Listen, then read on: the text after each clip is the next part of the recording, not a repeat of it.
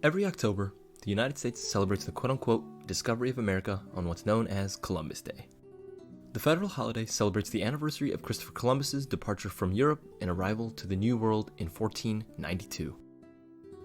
As a historic icon, Columbus is often credited as a pivotal influence for the world. But with such an unparalleled accomplishment on his resume, it's important we touch on who the Italian explorer was, what he actually did, and why Columbus Day ever became a federal holiday. Columbus set out on 4 different voyages across the Atlantic. Completing his first journey, he arrived in what's now known as the Bahamas. His second journey, landing in the Dominica. Third journey, arriving in Venezuela. And lastly, his fourth journey, landing on the Martinique Island. Now, it should be common knowledge that the lands he explored were already inhabited by indigenous people. Indigenous means anything originating or occurring naturally in a particular place. In this case, the Native Americans. Columbus even acknowledges their presence by incorrectly calling them Indians, as he originally believed the voyage across the Atlantic took him to Asia. However, we don't often explore what kind of person Columbus was to those indigenous communities. The ugly reality is, the Native Americans were victims of genocide, slavery, rape, tyranny, brutality, and theft at the hands of Christopher Columbus. Additionally, if that wasn't enough, because Columbus's voyages did pave the way for the age of exploration and Europe's colonization in the Americas, a host of infectious diseases like smallpox and influenza were brought over by European settlers. These foreign diseases and acts of inhumanity directly correlated to the decimation of indigenous populations. So, based on his historical track record, Christopher Columbus was most definitely not cool. Yet, he still manages to get a lot of credit. Remember, he arrived in the year of 1492. It's not like history didn't exist before that. Even if you believe the world started at year 0, that's 1,492 years of history before he got there. Plus, the milestone of him sailing across the Atlantic isn't really as monumental as you'd think. You see, the Earth being round wasn't even his own theory, and on top of that, the Vikings visited the Americas like 500 years before Columbus did.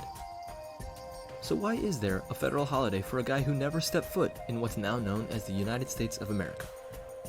Well, things really got started when former President Benjamin Harrison proposed the one-time celebration of Columbus Day in an election speech in 1892, a time in which huge numbers of Catholic and Italian immigrants had entered the country, notably changing the voter demographic.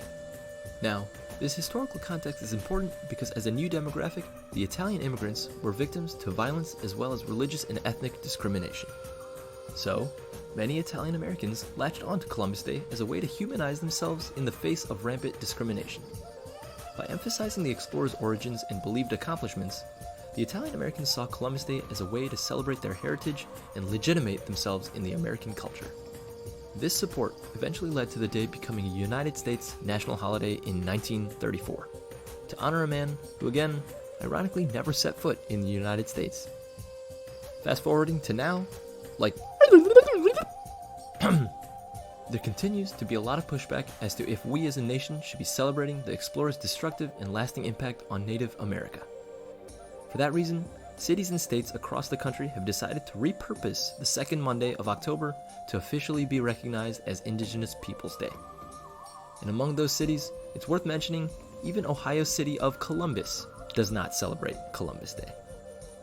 Indigenous Peoples Day, in lieu of Columbus Day, aims to celebrate and honor the past, present, and futures of Native peoples throughout America.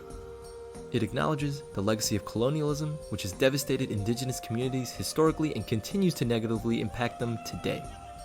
But just as important, Indigenous Peoples Day moves beyond the narrative of oppression and honors the histories, cultures, contributions, and resilience of the contemporary Native Americans.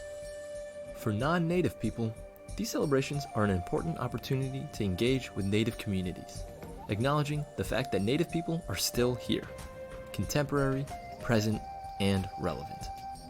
But the growing holiday is also meant to bring people together worldwide, as colonization has affected and still affects indigenous peoples across the globe.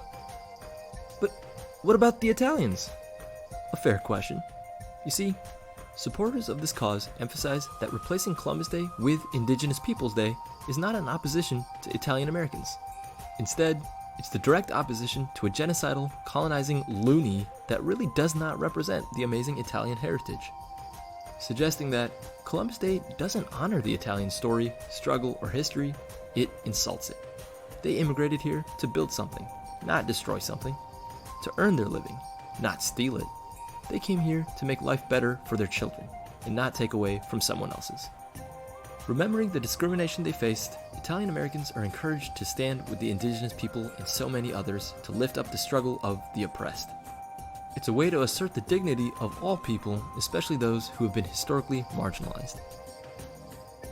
So, we went through a lot of material today, like hundreds of years worth. But the final message isn't that we should erase Columbus from the textbooks. It's that textbooks should make it clear that America really wasn't discovered. And also, make sure it mentions the trauma, persecution, strength, and resilience of the original Americans. And don't get me wrong, Columbus is in fact one of the most pivotal influencers for the modern world. That's educational history, and it's important that we remember all of history. The good, the bad, and the ugly. But when it comes to what we celebrate, this October, remember, there are some things worth celebrating, and some things that are not. This program was brought to you by viewers like you. Thank you.